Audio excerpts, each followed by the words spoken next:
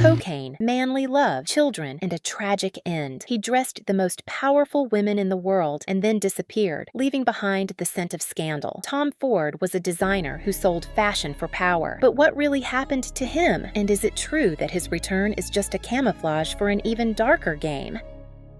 No one would have believed that the boy growing up among the cacti of Texas would become the king of sexual aesthetics and fashion. Little Tom Ford didn't dream of tractors, he dreamed of grand runways. By the age of 10, he wasn't just playing with clothes, he was convincing his mom to buy new shoes because these ones kill the silhouette. But his childhood wasn't as glossy as it seems. At school, he was teased for his affected mannerisms, and at home, his family hinted that fashion is not a man's thing. One former classmate recalled, "He always looked like he was preparing for a photo shoot for Vogue, even when we were playing baseball." After school, Tom Ford fled from his past like it was a boring film without an ending.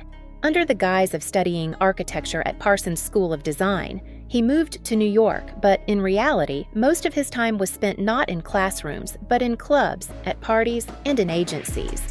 He didn't hide it. "I was a good-looking guy, and I knew how to use it."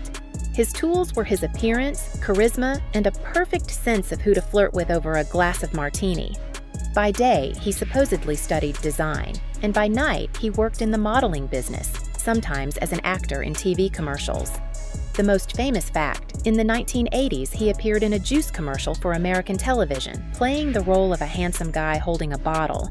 But behind the scenes of this modest shot was much more intrigue.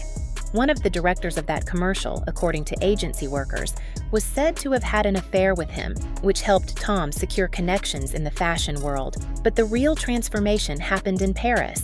An internship at Chloé gave him not so much professional experience as it did shock therapy. There was no place for modesty on French runways. One of his colleagues from that time recalled, "Tom was quiet, but he saw everything. He watched how stylists tore dresses off models as if it were war, and he learned very quickly." Rumors began circulating in the Paris fashion scene. Tom was not just the American guy. He was always with someone new, a photographer, a stylist, or a boutique owner. Even then, he earned the label of the professional seducer. And while he himself claimed he was looking for muses, some insiders whispered that he knew how to make people fall in love with him the way others fell in love with design. By then, Tom had realized fashion is not just clothes. It's a strategy, and those who play this game with their body, mind, and shadows, they win. The Gucci house is in decline. Once an icon of luxury, now a shadow of itself. Competitors mock it, customers have forgotten it, and the management is in panic. And then, no one, Tom Ford, steps onto the scene. Young, ambitious, a little cocky. He's appointed as the designer for the women's line, at first with skepticism. "Isn't this the guy from the juice commercial? Does he even know what Italian chic is?" fashion critics said with irony. But Tom didn't respond. He simply began changing everything, and not just the clothes. His shows were erotic performances. His models were not delicate flowers, but predatory women. Silk, leather, cleavage, shine. The cameras lingered on exposed backs and glistening thighs. One journalist wrote, "Gucci brought sex back to fashion, and at the wheel, Tom Ford." Rumor has it that during the first shows, Tom insisted on having the models walk the runway without underwear. This has never been confirmed, but several Gucci stylists from that period said, Tom wanted every seam to be erotic. His motto was simple, "People don't buy dresses, they buy desire." Ford didn't just change fashion, he changed himself. High collars, perfect hairstyles, glasses, always a hint of perfume. In the office, he walked like a director, confident, silent, with a gaze that made people uncomfortable. Employees of Gucci later said, after he entered a room, even straight men started questioning their orientation. Less than 2 years later, Gucci's sales soared. Fashion magazines compared him to Michelangelo, but for sex. Then came the rumors. A secret room at Gucci, where Tom and his favorites supposedly discussed concepts, wine, and sometimes much more. This story hasn't been confirmed, but an anonymous source at Vogue wrote in 1998, Tom Ford is not a designer, he's a cult, and he has his own rituals. By 1996, Gucci had become the most desirable brand in the world. Everyone wanted to be like the heroes of his campaigns, and every woman to be a little bit with Tom. But by then, he already belonged to someone else. But that's a story for later. He entered the fashion world with the body of a model and the ambitions of a general. But inside this dazzling shell, there was another story, almost mute, almost sacred. In 1986, before Gucci, Tom met Richard Buckley, the influential editor of Women's Wear Daily. With his gray hair, classical elegance, and sharp mind, they began living together almost immediately. 3 weeks in, I saw his eyes, and I knew, this is forever, Tom said. But not everyone saw this love as a fairy tale. Rumors spread instantly. Some said Richard opened doors for Tom to the elite fashion circles, that it was thanks to his connections that Gucci agreed to Tom's appointment when everyone else was too afraid to take the risk. Others said Tom was simply too smart not to seize such an opportunity. But within the couple, this was never spoken about. They played their own game, closed, cautious, perfectly controlled. It was during this time that Tom began building his brand not only as a designer but as a PR god. In every interview, the right phrases. In every photo, the perfect image. He understood, if you want to control fashion, you must control how you're seen. PR legend Thomas Fisher, who worked with Ford in the 90s, recalled, he could repaint a wall in his office 3 times for a single photo for Harper's Bazaar. There were no accidents, never. At the same time, another strange rumor emerged, that Tom visited a hypnotherapist psychologist who helped him control his emotions and build emotional armor. This fact remains unconfirmed, but one former Gucci employee said, he could calmly fire someone, hug them, and walk out smiling. He was mesmerizing, almost superhuman. Richard and Tom rarely appeared publicly together. Their love existed quietly in the shadow of the spotlight. But, as many insiders claim, it was this love that gave Ford the strength he used to build his fashion empire. And then came Yves Saint Laurent, a new level, new scandals. Tom Ford is the king of fashion. Thanks to him, Gucci is now bringing in hundreds of millions. But that's not enough for him. He wants more, and he gets it. The fashion house Yves Saint Laurent is brought under the wing of Gucci Group, and with it, under Ford's control. And this is where the real show begins.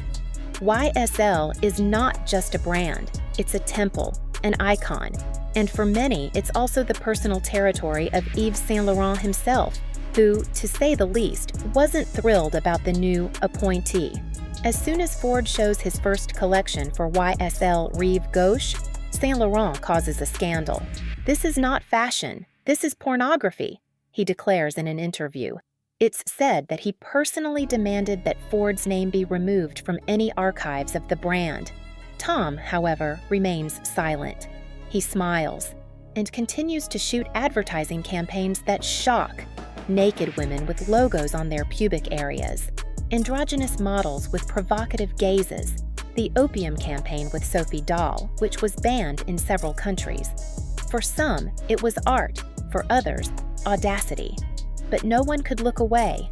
And at this moment, another rumor surfaces, that Tom deliberately provoked Saint Laurent by sending him invitations to shows with accidental errors in his name. One former PR employee even claimed it was a game. He was curious to see how far he could push. Another, more salacious rumor. During the peak of tension with Saint Laurent, Tom supposedly invited Yves' former lover, Pierre Berger, to a photo shoot. Berger refused, but the mere fact of the invitation caused an internal explosion within the YSL team. One insider said at the time, Ford is not just a designer, he's a strategist. He knew exactly where it would hurt. But the truth is, despite the drama, Tom created some of the most powerful images of that decade. His silhouettes, sexy, aggressive, confident, sold better than ever in the brand's history. But the air was already thick with the scent of war. Not a fashion war, but a corporate one. The Gucci Group starts to clash with the management, and Tom realizes a threat looms over the empire he has built. At the peak, the entire world applauds Ford. His shows are like blockbusters. His designs are like gunshots. But behind the scenes, everything is falling apart. After a series of corporate mergers, Gucci Group no longer belongs to Gucci. Power is seized by Pinot Printemps Redoute, the future-caring, and the new bosses have no intention of sharing the throne with Tom Ford. They don't offer him a contract extension.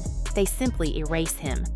14 years of his life, and no farewell dinner. Colleagues in tears, the press in shock. But Ford remains silent. And then he disappears. They say he went to Los Angeles, locked himself in a villa, and didn't leave the house for weeks. He was destroyed. He lost not just a job, he lost himself, recalls his former assistant. Rumors begin to swirl within the fashion industry. The loudest one: Ford was fired not because of his contract, but due to an internal investigation related to his addiction. One anonymous informant claimed that before his last show, he could barely stand. There was never an official confirmation, but the rumors spread like wildfire. Another, more intimate story. In New York circles, it was said that Tom had an affair with a member of the Gucci Group board. It's believed that this affair became the apple of discord and the reason for the sharp conflict. Whether it's true or just gossip is still unknown. And yet, despite the collapse, Tom refuses to give up. In the first few months after his firing, he makes an unexpected move, announcing that he is creating his own brand. But without fanfare, without noise. Just a succinct statement: it won't be about fashion, it will be about me. And then everyone asked, who is the real Tom Ford now that he no longer wears Gucci? After the collapse of Gucci, Tom Ford could have disappeared from the fashion map. But he did something few would dare.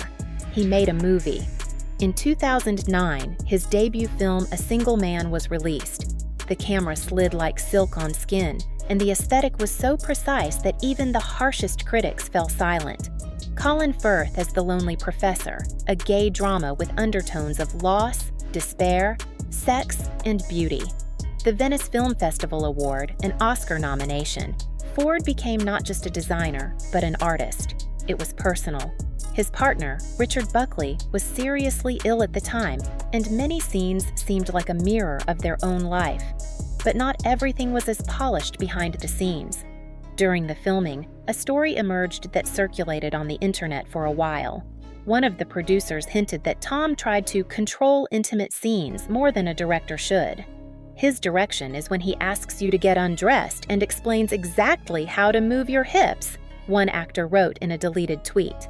This was denied, but the internet never forgets.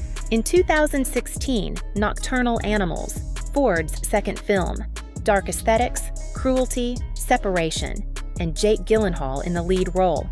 Again, a rumor circulated. Allegedly, Ford insisted that Jake perform the masturbation scene on his own, and they reshot it 11 times. Of course, this was fake, but it sold well. Alongside his directing career, Ford launched his own brand, and immediately, luxury, sex, perfumes, suits that fit like a second skin. His ads were scandals upon scandals, naked women with perfume bottles between their breasts, men in chains and sweaty shirts. The perfume, fucking fabulous, named like no other fashion house would dare. Parents cursed, teenagers dreamed of buying it. But the brand began to grow tangled in conflicts. In 2018, an anonymous former employee published a post about the total toxicity of Ford's office. He controls everything, even what coffee you drink. He could fire you for wearing the wrong color, the post read. Another designer claimed that Tom Ford had stolen his velvet suit idea and simply made a more expensive copy. The war on TikTok lasted for weeks. However, in the world of fashion, where everyone copies everyone, this was almost a compliment. Richard Buckley, the man with whom Tom lived for over 30 years, passes away. It was a blow. He didn't give interviews, didn't appear on runways. They say he didn't leave his house for nearly a year. But the next year, Ford sold his Estee Lauder brand for $2.8 billion, the biggest fashion deal of the year. The end? Number. He leaves with a smile, leaving behind an army of fans and an entire culture he created. His style is more than fashion, it's a religion. But Ford's final joke was in his farewell collection. Models walked in pieces from his very first shows for Gucci. The cycle closed, but there's one rumor that emerged after that. Allegedly, Tom Ford is working on his third film, a documentary about himself, where he'll tell the whole truth about cocaine, affairs, and scandals. The title that has been trademarked, Tom Ford, Final Cut. The documentary has yet to be released, but if it does, it will be explosive.